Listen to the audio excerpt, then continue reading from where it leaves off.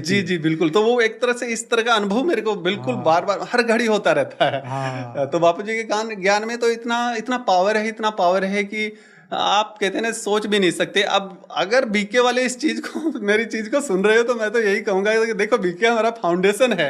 हाँ। वो हम मानते कि मैं यूं भी कहता हूँ कि वो एक तरह से धरनी है हमारी। हम वहां से हाँ। जा गए हैं तो वहां से हमारी सपोर्ट मिला हाँ एक। हाँ। जन्म हुआ है। हाँ। हमारी एक तरह से आत्मिक जो वो एक रियलाइजेशन समझ का करवाया, जन्म हाँ हुआ है वहाँ इमर्ज पे। करवाया है। जी।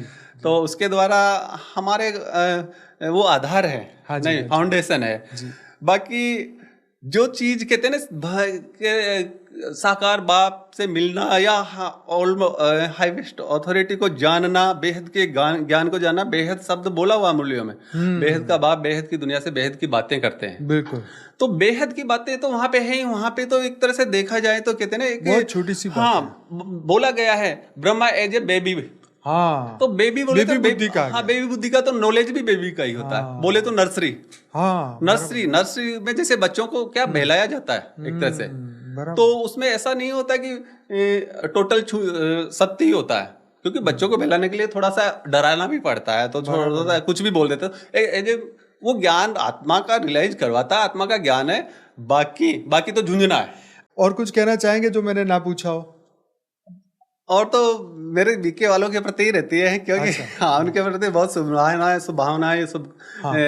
कामनाएं रहती है। हाँ। तो उनके लिए हर घड़ी, क्योंकि उनसे हमें प्यार भी मिला है, बहुत प्यार मिला है उनसे जी। हमें। जी। एक कहते हैं ना सेवा भाव भी मिला उनसे, हमें त्याग का भावना भी मिली है। जी। तो इसलिए मैं चाहता हूँ कि जिस तरह से मेरा जो कल्याण हुआ, मेरा सपना साकार हुआ बेहद के बाप से जो मिलने का, उसको जानने का, जो सभी का रहता है कि ऑलमाइटी अथॉरिटी कौन है, साकार में बेहद का बाप कौन है।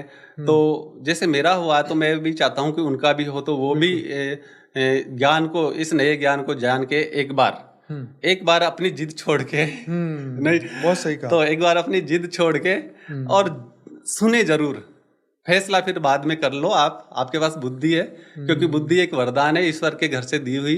तो हम उस बुद्धि का अभी ही प्रयोग कर सकते हैं। बराबर है। नहीं सही है। तो ये वरदान जो मिला हम उसका प्रयोग कर रहे हैं। इसमें डरने की या कोई जादू टोने या कुछ ऐसा कुछ बातें नहीं है।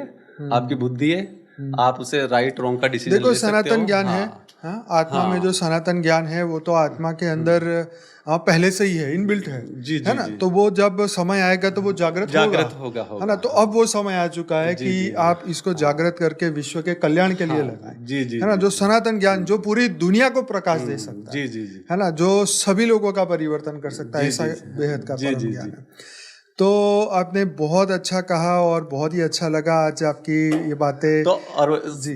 मुरलियों में भी बोला है कि हाँ। अंत में बाप बैठ वे शास्त्रों का राज समझाते हैं। बिल्कुल। तो वो जो चीज है वो एक एक्चुअल में प्रैक्टिकल में भी हो रहा है। बाकी आप एक बार समझने की कोशिश तो करिए। जी नहीं बिल्कुल। क्योंकि मैं आपके बीच में रह के आया हूँ। आपने अगर जो भी मेरा ये सुनेंगे देखेंगे तो उनको तो पता ही होगा मैं कैसा था कैसा नहीं था। नहीं तो कम से कम थोड़ा बहुत तो कुछ विश्वास होगा ही मेरे ऊपर।